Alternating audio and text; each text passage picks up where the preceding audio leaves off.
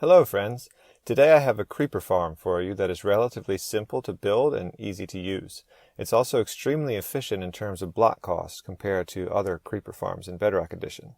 The farm is a single tower, does not require chunk alignment, and is fully symmetric, so there's no directional issues to worry about. It uses just 2 or if you want 4 tridents.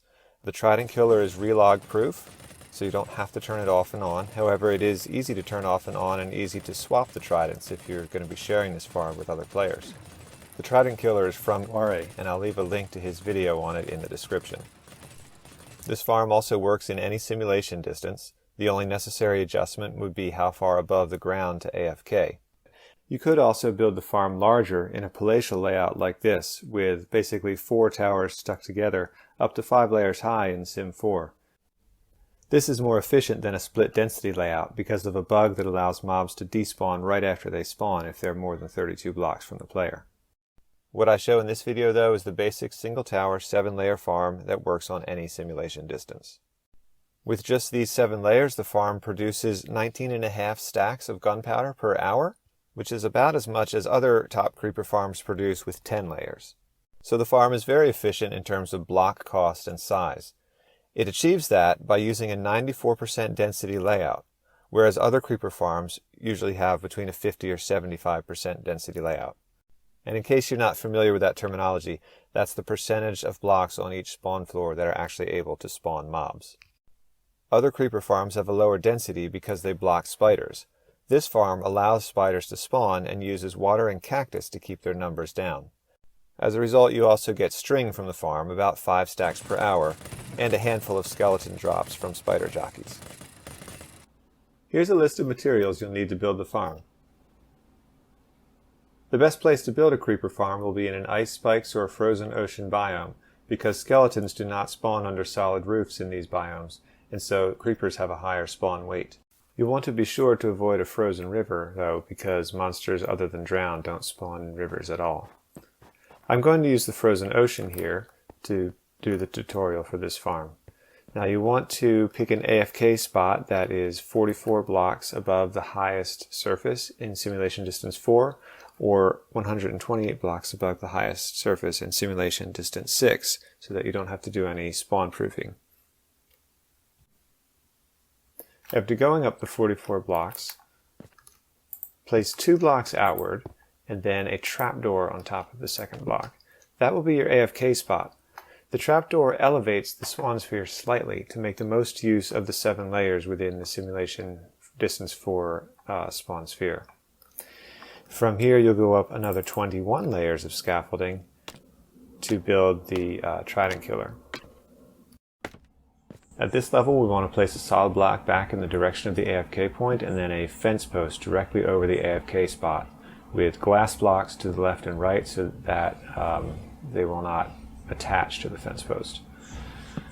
Put another fence post on top, and this will align the drops and experience orbs to fall straight down onto the AFK. Then we go out by 3 solid blocks to each side, turn and go 3 more in each direction, and place magma blocks at the end of each of these paths, like this, so that you end up with an H shape, and this is your kill floor for the Trident killer.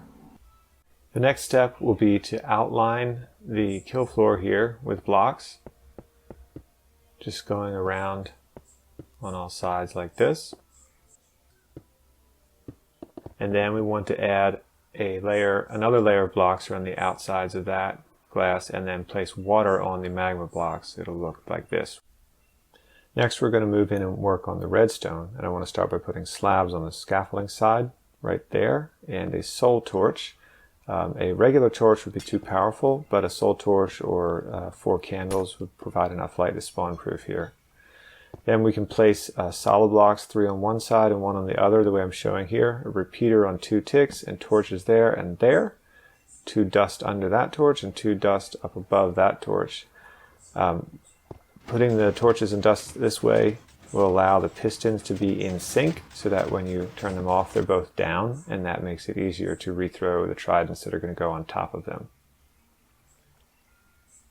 Then around each magma block we want to place glass or whatever block you're using up 2 blocks higher for the drop chutes, and then a block to the inside. As you can see, I already did on the other one and right there.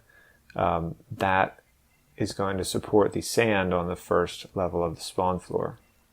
Then I like to put glass around where the pistons are pushing up, because we're going to be putting the tridents right in the middle there on the pistons. You can throw the tridents directly onto the glass blocks or into the glass block that the piston is pushing up next to. And if you want to be super efficient, you can throw one trident in each corner. This won't make too much difference on Sim 4, but on higher simulation distances, if you build a taller tower, it will help with the race slightly.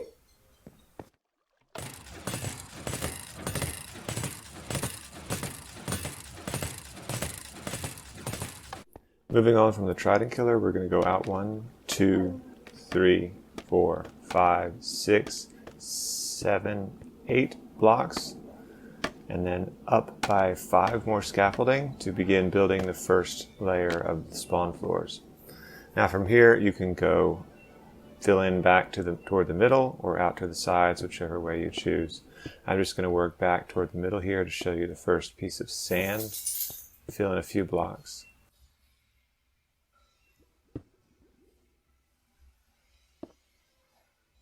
So the sand goes on that block to the inside of the drop chutes. You can fill around it like this.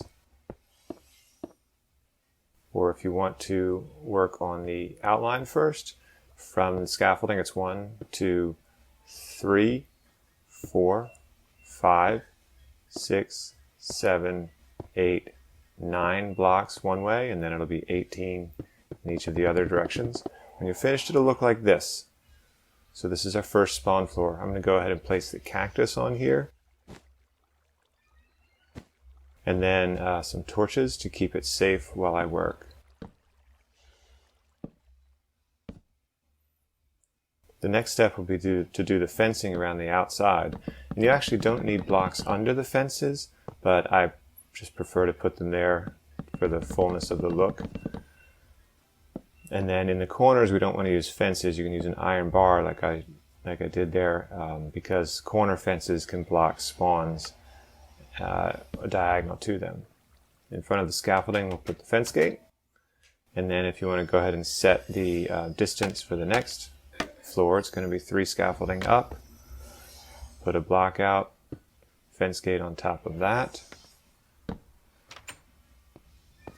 And at this point, before we do the next spawn floor, we'll finish the fencing like this.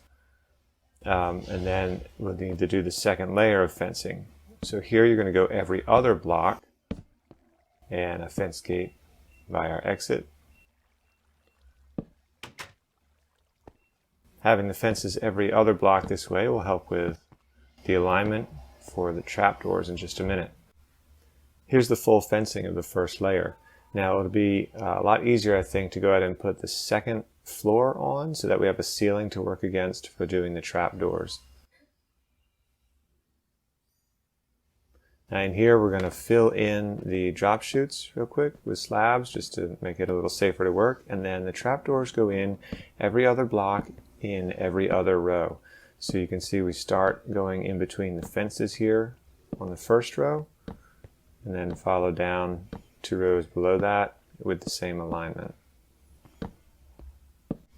Over the cactus, we need to put a trapdoor directly over top of each cactus, so you can just put one next to it to place against and then break the other. After you have all the trapdoors placed, the next step will be to put in the scaffolding. We're going to have scaffolding under every block of the ceiling that does not have a trapdoor. So the first row of the spawn floor will be a full row of scaffolding, then every other block the next row, then a full row, then every other block in that pattern. When you get to the drop chutes, you can just leave a piece of scaffolding out. You don't need to put anything above the drop chute. And then when you get to the cactus, you'll find that the cactus fits right into the pattern between pieces of scaffolding. With all the scaffolding in place, it's time to do the water. And first we're going to look at the water pattern from a top view, where I have lapis blocks here showing all the places that water sources are going to be placed. The 8 water sources around the outside get placed above the scaffolding, as well as the one in the middle. And then in the middle, you're also going to replace a piece of scaffolding to place water source on the floor level. And then the inner ring of 8 source blocks are also replacing pieces of scaffolding to place water sources directly on the floor. So the water sources that go on top of the scaffolding will be the water that pushes mobs to the drop chutes, and the water sources that are on the floor will be the ones that catch spiders and lift them into the water. Before you start with the water placing, I strongly recommend getting a pair of Depth Strider 3 boots because the water will push you around. So I'm going to speed up the video to show the water placing of each block, and you can place the water above the scaffolding either by putting it against the ceiling or by using a snow layer like I'm showing here.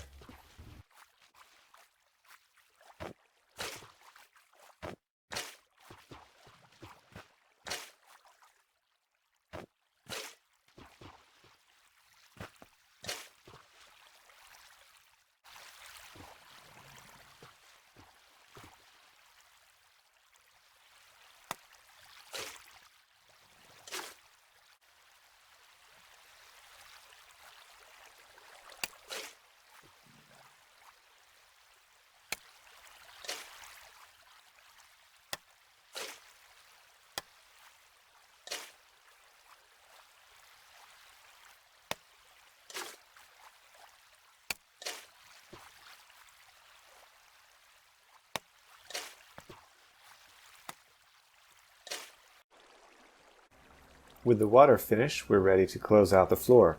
Do remember to remove any torches you may have placed for light, and if you slabbed or covered the drop chutes in some way, remember to remove that too.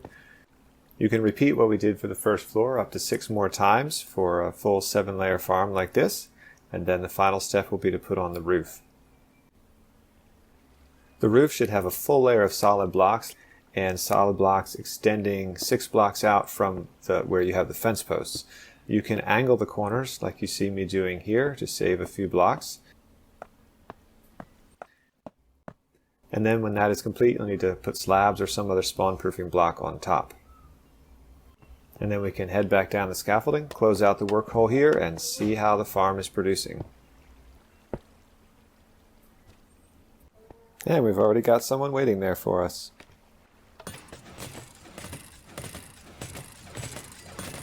So we can head down to the AFK spot now.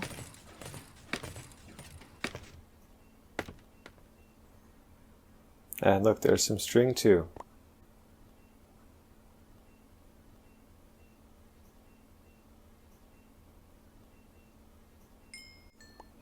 So that's the basic creeper farm. Hope you enjoy.